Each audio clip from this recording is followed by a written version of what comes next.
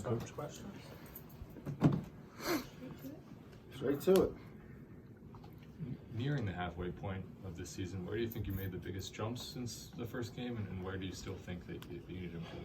I mean, our biggest jumps probably come from developing our team's depth. I mean, we've had to play a lot of young players, and with some of the injuries we've had, we've been able to get some very valuable reps for some guys. I mean, whether it's the corners there, Deontay Banks has played a bunch, Gator played a bunch the last game. Up front, those young linemen, whether it's through injury or the way some of the games have played out, I feel like we've been able to build the depth of our team. That's probably the biggest thing we've probably improved on. Do you feel like Dante Demas has started to emerge as or shown some separation in that position group? I mean, he's been a guy that we've kind of said from the start has the ability. I mean, he's a big, long body that can run, and he's shown his big play ability when he's had opportunities to. So there's no doubt he's a big-time receiver that gives us a threat on the outside. But we feel like that group, kind of like our running back group, we have good enough depth, and we have some players. You know, Daryl Jones is another one of those guys that has some ability. He may not have had as many opportunities as Dante has had, but we feel like that group, all in all, is a group that has big play ability. Coach, I didn't see DJ Turner out there yesterday, but I saw him out there today. Was yesterday just like a one-time absence? Yeah, the plan it's a to one-time absence. He, he was back out there today. And he had to take care of some stuff off the field. He's still out for this week. He's out correct? for this week, yes. The other injured guys, it looked like they've been practicing. Do you expect them to play? Marcus Monty? They practiced last week. A couple of them did, and with these game time decisions, it's all about when we go out how we warm up. Johnny Jordan, we expected him to play last week, and when we warmed him up, he just couldn't go. Didn't look like he'd be able to go and protect himself and help us. So we made the decision as a staff not to play him. So the way they've practiced this week is my anticipation that we'll have most of the injured guys back. The way the running backs have really shown the ability to break off the big plays. How much? I mean, I know the answer is some of both, but how much is it their skill set and versus the scheme?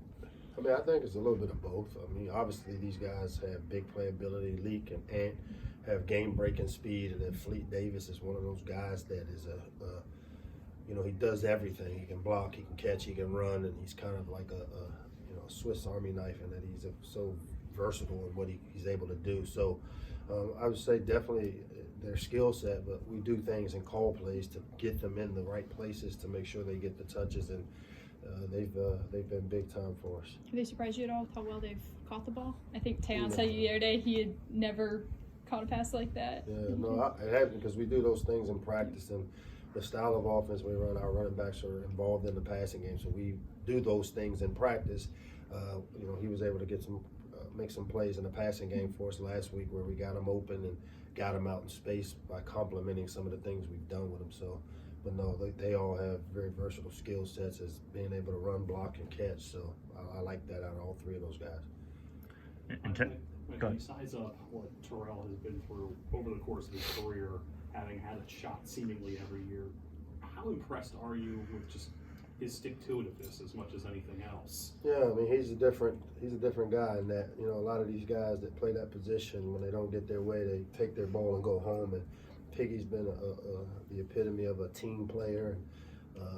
We try to preach that, roles change daily, and that the role you start in doesn't mean that's where you'll be the whole entire year.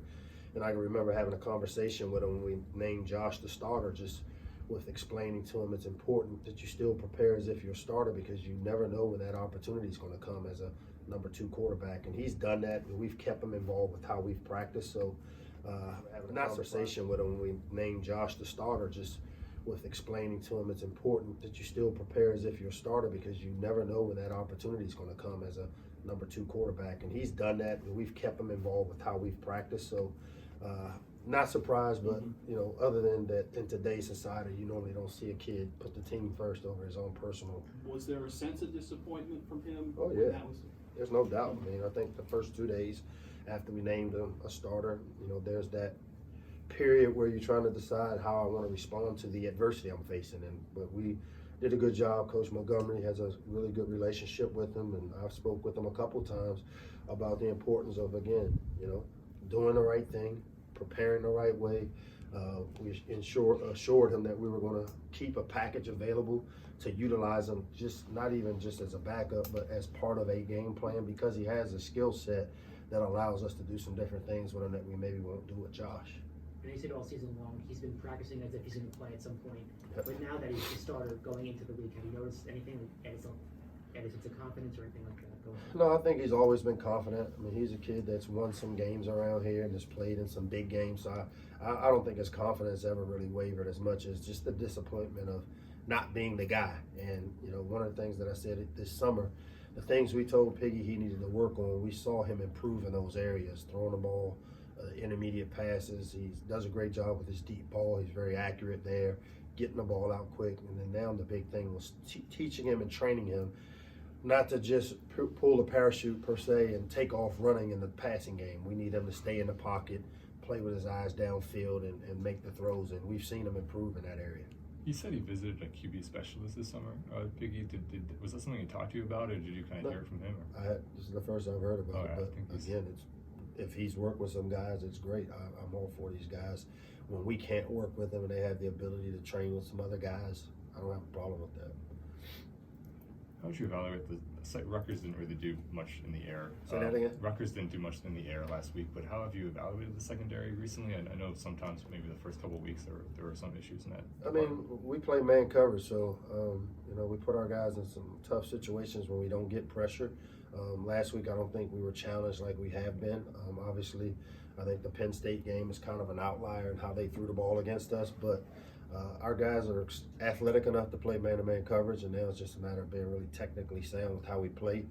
We struggled playing some of the deep balls in the air early in the year we were in great position, but kind of panicked, and that's where you see the pass interferences, and we had one of those Saturday with the flea flicker there. But you know, we're going to keep playing man coverage. We're going to put our guys in those positions. We hope and account for the pressure, forcing the ball out quick, and so we've got to do a little bit of both.